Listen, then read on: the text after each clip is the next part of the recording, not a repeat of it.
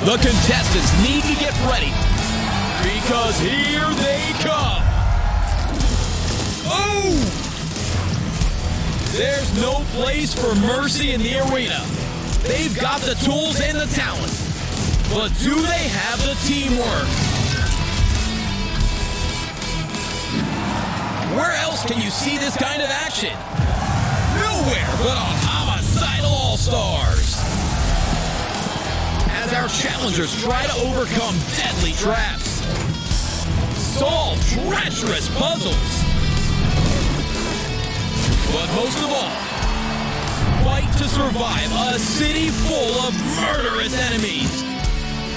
New dangers are lurking around every corner. And just when they think they're ahead of the game, that's when things will heat up again. Homicidal All-Stars! You won't want to miss it!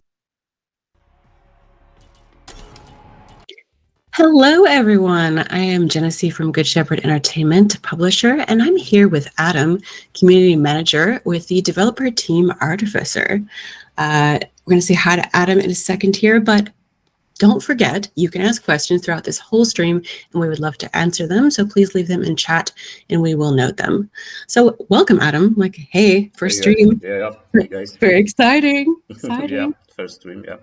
I know. So what's new with you? Like, tell us what's up in the land of Artificer. Oh, been busy. You know, the premiere is coming very soon. I cannot tell yet when, but very, very soon. So yeah, excited, nervous. It's going to be great. Okay, we're going to play an interview with Casper shortly and hear what he has to say. But can you also tell us a little bit about the game, maybe what he's not going to share, for those of us who haven't really seen much of it? Yeah, you know, the Casper covered almost everything about the game because, you know, this is like his game, so he knows the most about it. But yeah, the game is like as you might seen on the trailer, it's like the deadly TV show, brutal TV show, set in a dystopian, let's say 90s. Imagine like 90s in the future. So the first thing that comes to mind is obviously, you know, the Running Man with Arnold Schwarzenegger, or like the other blood sports like Death Race 2000, an amazing movie, and Judge Dredd from 2012, I believe. Yeah, so this is like this vibe. So yeah, you are the contestants versus the defenders, and you need to make your way just through the episodes to the end of this brutal murderous show. Awesome. Okay, audience is saying your audio is very quiet. If you can bump your mic up, that'd be great. Let's make you louder. Yeah, is that better? We'll see. Yep. Okay, we're going to jump to an interview with Casper and kind of delve into some of the background and the game design here, and then we'll be right back to talk to Adam. Yep. See you then. Can you please introduce yourself to the community? Hey, I'm Kacper, and I'm the creative director behind Homicidal All-Stars, and I also run the studio that made the game. Awesome. Okay, so for those who have never heard of this before or living under a rock, can you describe Homicidal All-Stars and maybe tell a little bit about the story? Sure. Homicidal All-Stars is a turn-based tactical game, and you play as Scarlet, one of the contestants in a brutal TV game show. You progress through episodes of the show, which are kind of like obstacle courses with deadly traps and vicious puzzles to solve, and battling hired guns and hardened criminals and robots. You either beat them and break through, or you die a horrible death as other contestants do on your way. So as you progress towards the show finale, you team up with other contestants and manage a team to eventually reveal Scarlet's well-hidden secret motive to being on the show in the first place. Aha. Well, the horrible death part I think we'll skip, but but the other part sounds very awesome. Okay, so let's go into some other stuff. You've done a lot of games before. People might know you from Phantom Doctor and A Hard West 1, etc. What have you learned from game design and your experience that you wish was part of turn-based tactical games, and has that changed the design of this one? So, broadly speaking, for each game I have one big, massive goal of something I want to learn and make sure that transpires in that game. And for Hard West, I wanted to learn to build a strong mood and atmosphere. You can see that transpire in all our games since. So mood is one of the most frequently noted things by players and reviewers. And you can see that in Hard West and Phantom Doctrine, and definitely in Homicidal All-Stars as well. And for Phantom Doctrine was for me and like an exercise in complexity. It's a very deep, very complex game. It has plenty of interlinked systems, and it forces us to learn how to wrangle that into a cohesive experience. And we learn how to make deep gameplay effectively. So again, so you can see that in Phantom Doctrine, and you can, and we recreated that to some degree in Homicidal All-Stars. And my number one goal for Homicidal All-Stars was to make this game as fun as possible. So this sounds a bit obvious, and I was like, aren't all games supposed to be fun and all of that? But not really. When you investigate design decisions and talk to designers in a lot of games, it's clear that fun wasn't really a priority in many of those. So for me, ensuring fun is about shaving off boring seconds and milliseconds from wait times. It's about hunting difficulty spikes. It's about providing, making sure we did tons of playtests to make sure they're like we get to iron out and polish out any non-fun bits. So it's about polishing UX and interface, and sure player has the most streamlined and pleasurable experience and frictionless experience we can provide. And of all the games I've made, it's by far the most pleasant game the most pleasant game to play. Yeah, I think this is my favorite game that you've done. Definitely. I'm thank you. excited to play this. And yeah, it is just really exciting. You want to go back and do it over and over. Yep. Cool. Okay, so this is a bit of a departure from some games you might anticipate that are turn-based tactical. It almost has like a game within a game as part of the story. So how did you come up with this idea of the show in it? And also, do you love Running Man? Okay, so we started off making we were sure we want to make a game set in a futuristic city that is very violent and that has very tight combat. So small arenas, small player team, waves of enemies, each level different objective and mechanics, all very handcrafted. So we had a strong idea of how we wanted the gameplay to feel like, but not exactly what the unique story and high-level angle for that will be. We work within the team to brainstorm ideas and kind of crowdsource that, and came to the idea that it's a perfect setting for a brutal TV show, where it makes sense to have all those different levels and all different mechanics, because anything goes in television, right? And it's actually the first game I've ever seen, I think, where exploding barrels and enemy stones standing next to exploding barrels actually makes sense. I challenge you to find a different one. Anyway, so so going back to Running Man, and so the thing is, we love Running Man. I love Running Man, although I must say I love my memory of Running Man more than my recent experience of watching it. You know, it's kind of aged kind of badly, and so that's the interesting thing working with nostalgia. And this game is like has this very strong nostalgic vibe of early 90s, late 80s, or like that era where our goal wasn't to specifically recreate, like see the references and recreate that, but reach back to our memories and recreate our experiences, how we believe those things or how we remember those things. Definitely not how they were in reality, because most of that is extremely cheesy and doesn't really hold up anymore. But you can see that throughout the game. It's very much about how we felt about things in our about the things we experience in media in our childhoods, more than like actually looking at them right now, which I do not recommend. Stick to your memories and don't watch Running Man again. Okay, that is fascinating and a really interesting way to kind of view that. You do find that if you look back on things that you watched as a kid, oh man, that's very different. So love that you're capturing the perfect memory. Okay, so the gameplay is obviously the star of this show, but there are characters, and a lot of people have questions about them and their arcs. Can you tease a little bit about some of the ones you're going to encounter? Sure. So the team of misfits you gather as you progress through the campaign each have their background and motivations for entering the show that you can explore in the game as well. And like my favorite, I think, is Marty's backstory. It's one of the key characters early in the beginning. So he's an ex-champion who comes back to the show as a veteran, but because he managed to burn through all his winnings and is now coming back to the show, he's kind of forced to because of economical reasons. But deep down, he's actually, and he's pretending to be, all powerful and like the champ and whatnot. But deep down, he's doubting himself if he still got it. If he's not if he's not too old, he kind of knows all that, like knows the show, knows the areas, know how to play that.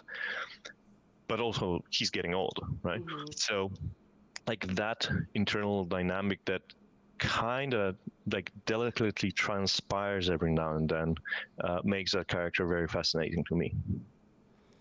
Yeah, I mean, he has a bit of a mentor feel, and the interesting thing about a lot of these characters is they're kind of anti-heroes, right? I mean, some of them are here for really nefarious reasons, but you're still rooting for them, like, in the end. How did you kind of come up with making them so likable while at the same time some of them are really rather bad?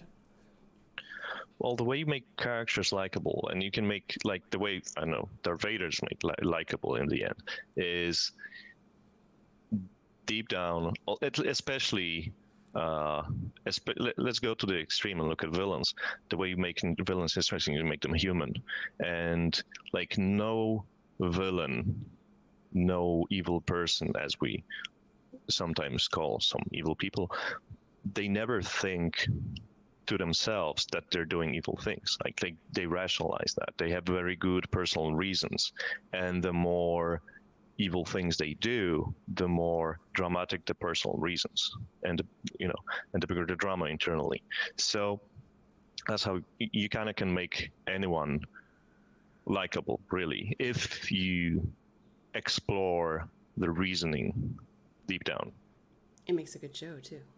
Yeah. So everyone always asks this anytime you put out a turn-based tactical game. Why the decision for single player? Well, first of all, given how it's not real time and it's turn-based, you get to sit around and think about it. Like the whole point of turn-based tacticals is the complexity, and you have to be able to think through that complexity.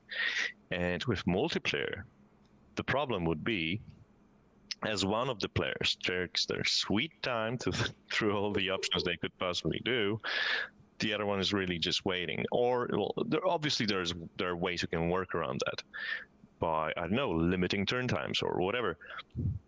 But then it shaves off and reduces the experience of figuring out all the layers of the complexity and depth. And also, we're doing only single player, not to spread ourselves thin. Actually doing single player and multiplayer is doing two completely different games.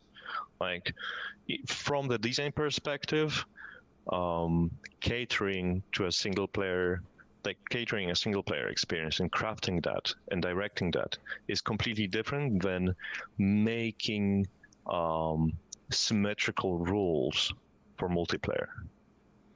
I see. So one of the things that really makes this game unique, and I'm super looking forward to watching other people play it, is the addition of Twitch.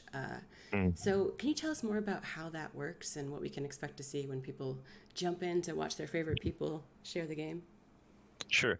Well, first of all, this being a TV show game, it made a lot of sense for us to, well, that kind of sounds like Twitch, right? So, obviously. Now, in the game itself, there's a sort of ominous, shadowy character called the show director, and what he does is he's there to ensure the show is as interesting as possible. Like he keeps the tension high, so whenever you would gain an upper hand and like be in control of the battlefield, that kind of becomes boring for the audience. So the show director, Ryan Ford, makes sure to like throw some curveballs at you, maybe throw some explosive barrels on the battlefield. So now it's kind of a minefield, like when one explosion can trigger a chain of explosions and you can all die, or maybe he'll release a poisonous gas, and now you're short on time. And this, this, we're kind of translating into Twitch. So now the Twitch audience will jump into that specific role to direct the show, right? And to vote, and by voting twists on which twist to enable, or like how to ramp up the difficulty for the Twitch player, for the Twitch streamer, or maybe help them if they're in a pickle, So they're kind of watching and also directing and interfering with the gameplay, like in the same manner as it happens in the game. You're going to get to know exactly the mood of your community very quickly, if it's supportive or not. Definitely. Cool. So how difficult is the game? Will it appeal to hardcore players only, or will it be playable for those who are not as strategically minded, shall we say? So, given our... I think I can safely say that after doing turn-based tactical games for 8 years now, we have figured it out. And so the way it's built is, and the way it's interpreted and the way it's balanced is, it's a layer cake of systems. And by choosing your difficulty level, and there are 4 of those, and like the typical 3 and a very easy one that is extremely accessible, because we wanted the game to be more approachable. And the way it's designed is with more advanced difficulty levels, you have to utilize more and more gameplay systems out of that layer cake to be able to get the upper hand in combat. And so, for example, for easy difficulty, you will only have to effectively hide behind cover. That's about it. Not that much complexity, right? But on the hardest difficulty level, you'll have to use everything at your disposal to be able to beat the battles. So choose the right weapon, choose the right team, choose the right weapons for the enemy armor types, and to use all the abilities, choose the right abilities, like choose the right combo of characters that you're going to take, choose the right utilities, and use them effectively at the right times, and all that. So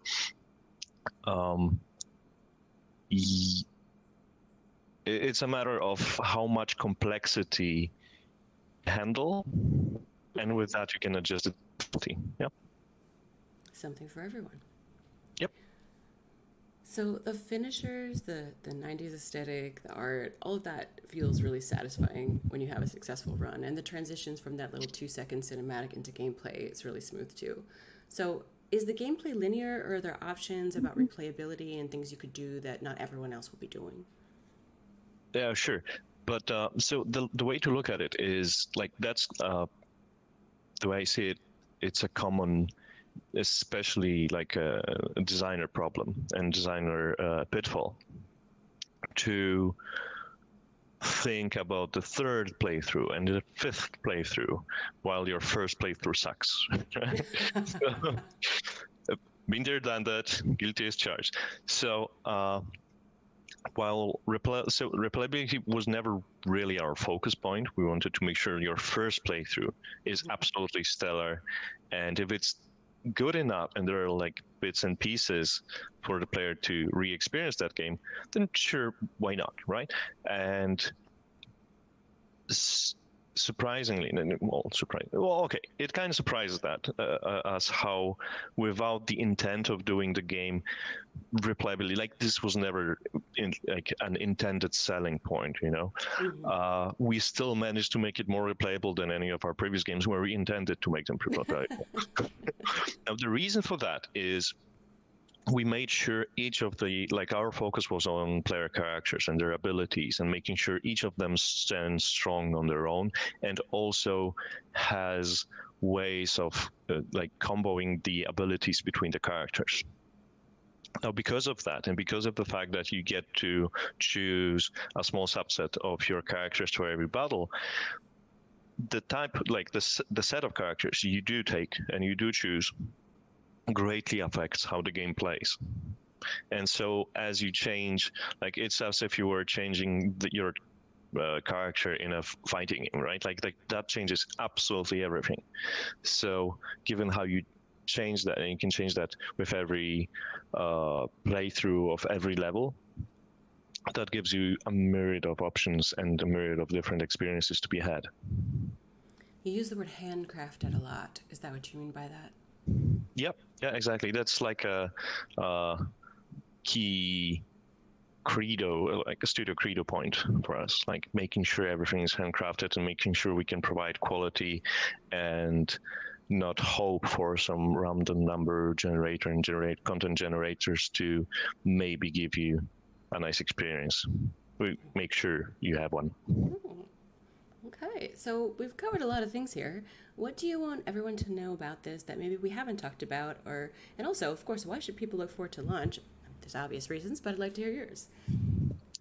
So I kind of just touched on that, but I want to like rephrase and like make sure and underline and make sure that that point comes across. So overall, like, especially compared to almost all other games in the genre, it's a very tight roller coaster of a game. So as opposed to here are the building blocks, here are the characters, here's the customization, you're like, here's everything you can do, go and find your own fun in it. Good luck. So compared to that, Homicidal All-Stars is a very directed and handcrafted and carefully crafted roller coaster of an experience to make sure everyone has a lot of fun playing it without having them invest the extra time to burn through the boring parts and, you know, wait for all that and like maybe find a generated level that plays really good. No, we make sure every single second of that experience is great. Awesome. Well, thanks so much for joining us. The community is looking forward to hearing more from you guys, and we're going to jump back into the live stream. Yeah, thank you very much, Jenesee. Thank you, everyone.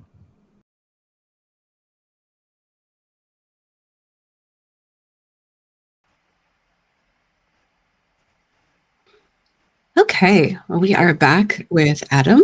Hey. And hey. So that was pretty cool to hear from Casper. And I understand that you were recently at Gamescom kind of showing the game to people and being part of the team there.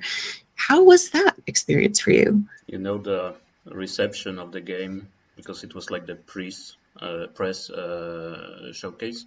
So the reception from the press was like awesome, because, you know, this is like pretty difficult game to show when you have 20-30 minutes. And we had the demo, which is like, you know, only the tactical part. So the thing that we will show today is more like a mixture of our tactical gameplay and some exploration. We didn't have that on Gamescom, but we wouldn't have much time to show everything to the press. But yeah, the reception was awesome. The Gamescom was awesome. So now I'm glad that we are able to show more today. So we will just show the first 10-11 minutes of the game, and yeah, super excited. This is, I think, what everyone's been waiting for. So can you jump in and kind of describe what we're seeing?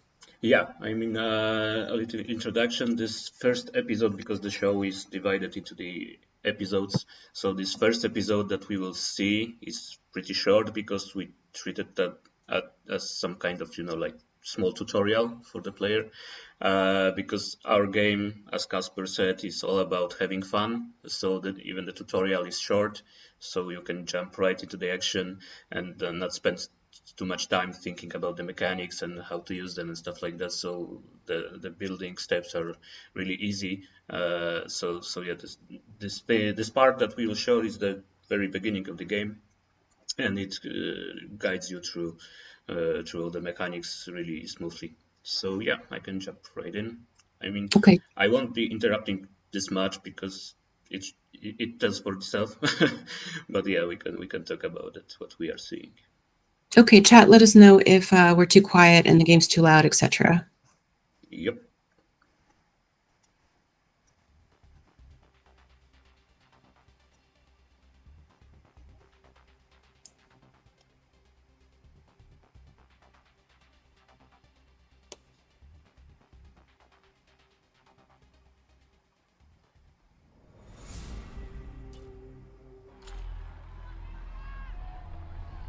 So right now, you are seeing our protagonist, Scarlet. So, as you can see, she's been through some, Yeah. you know. And yeah, this is like, this is the beginning of the game, but Wait, obviously I she's don't not believe it. there She's moving. from the I'm beginning. not sure Right I've now, ever yeah, this seen is a like the contestant with more mid episode. pure grit than this. Well, she's hurt bad. I love the announcer. It really adds something. Yeah, the announcer is the person that that really highlights, this TV show vibe, and he's Not sure with she us wants to through hang around those all explosive the show all barrels the for too time and long. commenting on every action you take or your any mistake. Mm-hmm. Oh, any one of those barrels could finish her off. She has got to keep moving. So what we are seeing now is like, this exploration part of the game. So it's not She is only on all pure about adrenaline at turn-based this point. tactical But fights, it but takes more than that there's to also a big survive on piece of Homicidal exploration in it. All-Stars. For example, now you see the trap. She need to disarm it. Neutralize that You danger. have lots of traps on the maps during the episodes. Various traps, various logical puzzles to solve. So yeah, exploration is like also one A of the healing favorite station. things about this game Scarlet's for me. luck may have finally turned around. So yeah, she now sees the healing station, and obviously she needs it. I like how you can tell, that she's hurt because she's limping around and then her movement changes when she's not. Yeah. Not so fast, bitch. And it's an ambush right in front of the healing station. Yeah, so this is like the basic enemies in the game, scums. So, like they are ex-convicts, death row inmates. So this is like ambush. This is like one of the smaller tactical fights during the game, because we have like big tactical arenas, and the ambushes are like just little fights between the exploration. So now this is just like a quick tutorial, as I mentioned, just to show some basic movements and how to navigate through the game.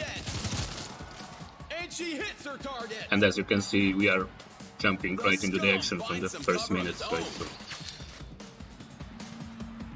Staying in cover pays off for Scarlet.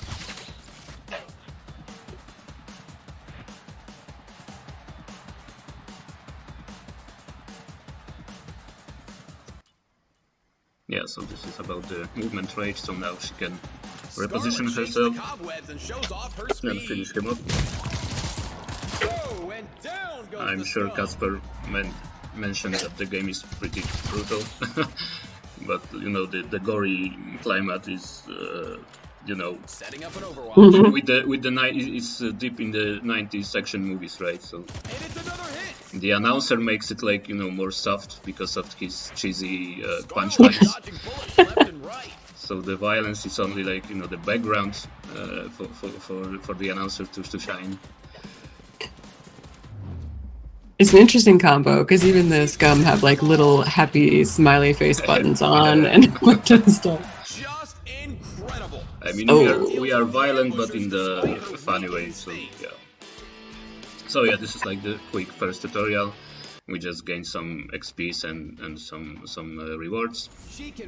And now we are further into the exploration. So yeah, now using this healing station. That had to feel good, but will it be enough to get her through the rest of tonight's episode?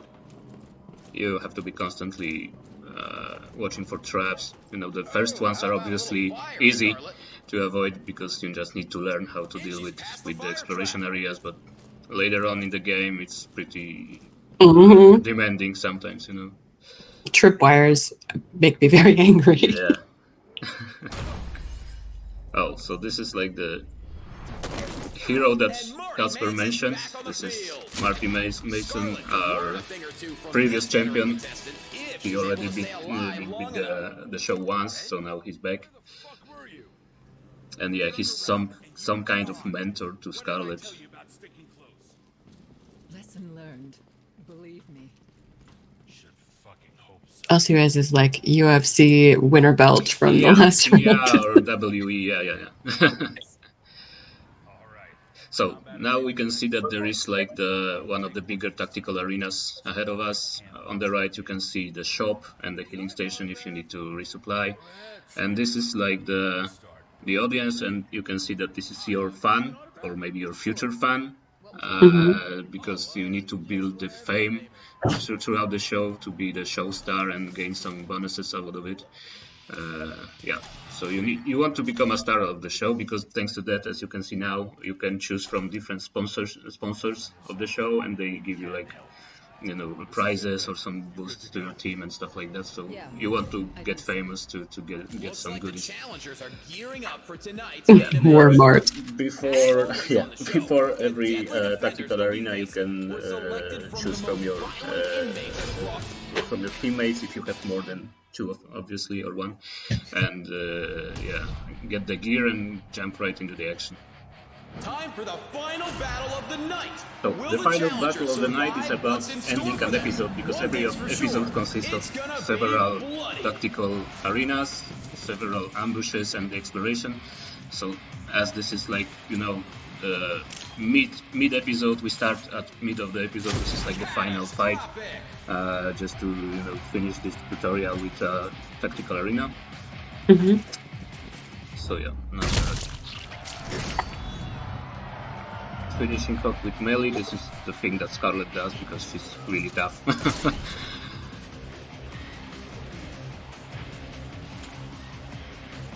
I'm coming over.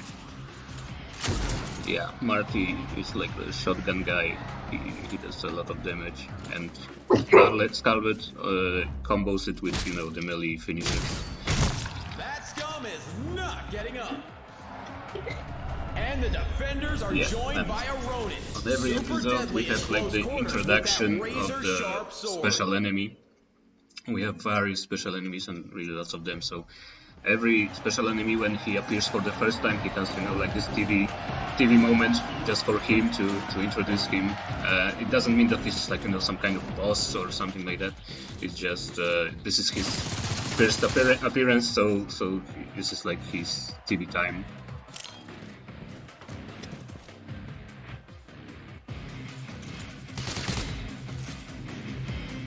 Looks like the arena's about to get Oh yeah, so now we got information that in 3 turns they will be joined by more enemies, so it's good to deal with this Ronin as fast as we can to get prepared for the next wave of the enemies. So the show is constantly, you know, throwing you some obstacles, right? So you cannot just easily win the arena. The show is constantly changing. I think she will let him finish him, yeah. Yeah, I mean, Marty can hit too, so... The icons that are next to them, the color changes, do they have meaning? You know, it's just... they are active, it changes the color, and the thing about the icons is that they make you understand the battlefield better and have better control over it when you are moving the map around. So yeah, they were right now in the Overwatch, so she managed to shoot the incoming guys. Now Marty is throwing the grenade, which works pretty well. Yeah. It was like double kill. You can notice all those like little achievements that show on the screen, those like the special kills and stuff that gains you fame, because fans love it when it's brutal or creative when when it comes to killing. Oh, and now the plot twist. That's also the thing that Casper mentioned. Is the Ryan Ford, the show director. and he interrupts the show sometimes. This time he will be throwing the explosive barrels onto the battlefield because he thinks that we are doing too well. Well, it works both ways because either we can shoot it or the enemies can shoot it, so the first one wins, I guess. Now you've got a better chance of going out with a bang. The challengers can use those So this is like only one of few options when the show director comes in, and you know, he sometimes plays with the lights or with the doors. It's really annoying. Is it consistent or random what he does? No, it is not random because as we talked with Casper, all the levels are handcrafted. So this is like the scripted. It allowed us to script really cool, creative ways of show directing the show, right? So yeah, Nice. This is like the ending screen. This was like, you know, the tutorial. You can see the arena that you will be going through like tomorrow, because every episode is like next episode is about different environments, different areas. It will be like, you know, the this city, and there will be like new enemy coming also. So yes, as I said, the show is divided into episodes. Here we can see the backstage. You can go to backstage, and then you are going to the resting arena. Mm-hmm. So the resting area is a place when, well, you can rest. And A little bit of story stuff. I like the story stuff. The resting area is also like, you know, the Big Brother stuff, when you have the confession room, when you can talk about what you did last episode and how are you feeling right now and stuff, and they are recording the confessions, and it also gives you the fame points and stuff like that. So you can talk, you can talk with other characters there, and then you can rest, and while you sleep, there is like, you know, some hints about the storylines, the dreams and stuff like that. And then when you are awake, the next episode starts. You just go to the elevator and head for the next episode.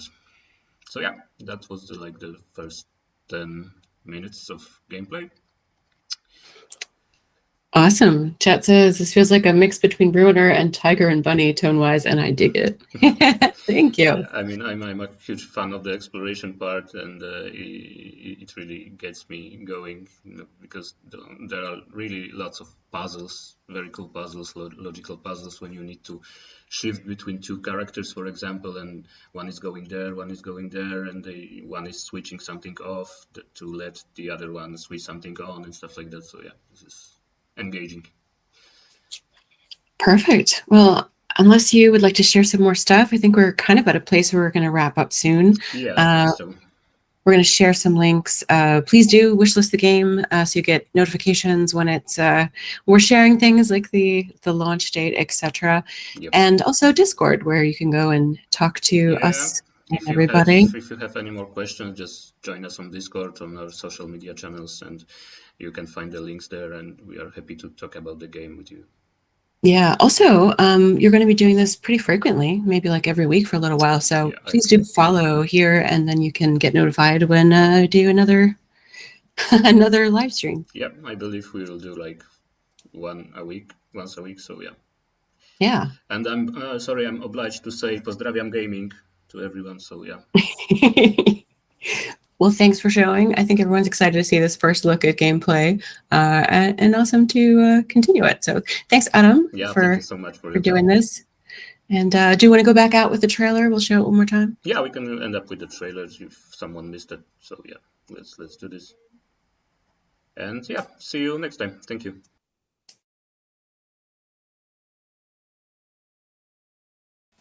Because here they come. Oh! There's no place for mercy in the arena. They've got the tools and the talent. But do they have the teamwork? Where else can you see this kind of action? Nowhere but on Homicidal All-Stars. As our challengers try to overcome deadly traps, solve treacherous puzzles, But most of all, fight to survive a city full of murderous enemies. New dangers are lurking around every corner.